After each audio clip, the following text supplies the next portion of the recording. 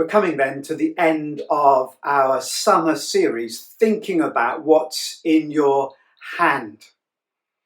One of the things, perhaps one of the most powerful things that is in our hands is our own story. We know that we are called to be witnesses. A witness speaks of what they've seen and heard. And there is nothing more personal than our witness, what we have seen and heard about the work of Jesus in our lives. It's interesting to note, isn't it, in the book of Acts that tells the story of the Apostle Paul and other missionary leaders, apostles and so on, but lots of it is based around the missionary journeys of Paul. And we know that over time he was arrested and flogged and beaten and he was dragged before courts and so on.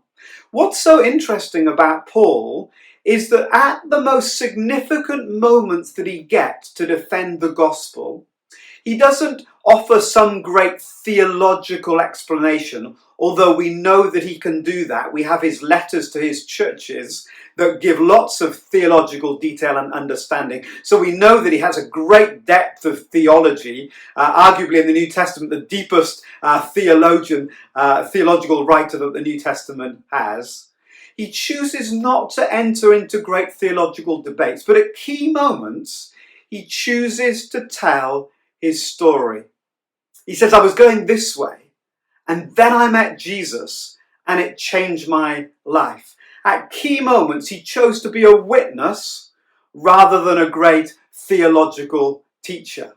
That's the power of what's in our hand with our story. You will be my witnesses, Jesus said, to the ends of the earth. Wait, the Holy Spirit will come upon you and you will be my witnesses. You see, your story is so powerful because firstly, it's interesting.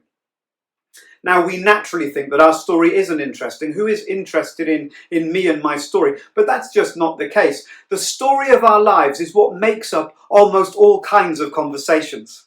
Think about sharing a meal, think about a dinner party, think about meeting someone for a coffee, think about going for a walk. It's the story of our lives that make up the conversation. We are interested in other people's stories. Not only is our story interesting, but secondly, our story is really powerful. It's powerful because it's relatable and it's real.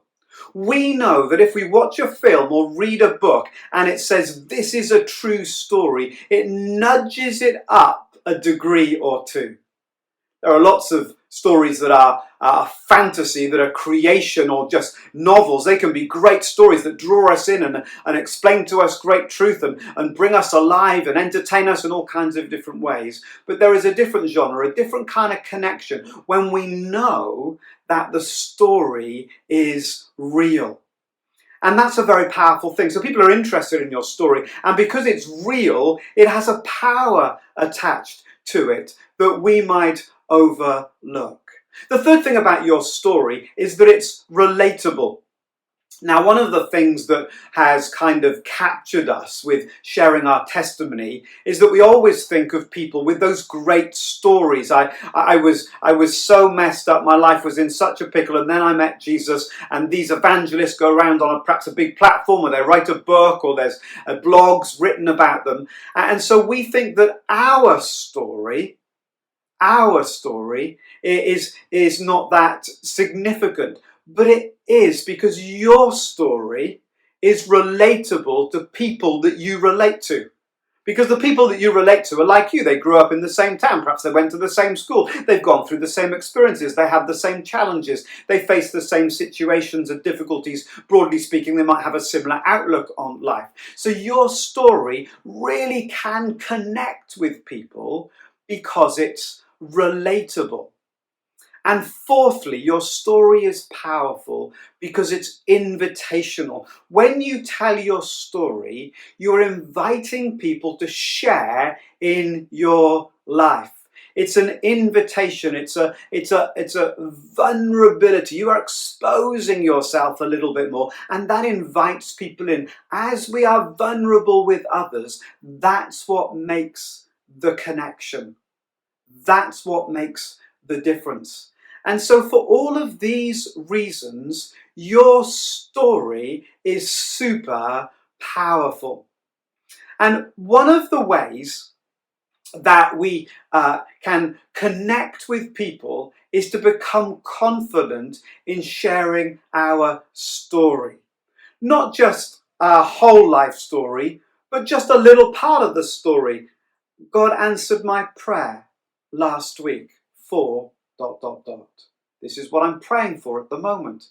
This is the difference I believe Jesus has just made in this particular situation. It doesn't need to be the big story all of the time, but we can share our little stories along the way. And as we build confidence with sharing these stories one with another, so we will enable our lives to connect with other people's lives and for them to see the witness, the testimony of Jesus in us.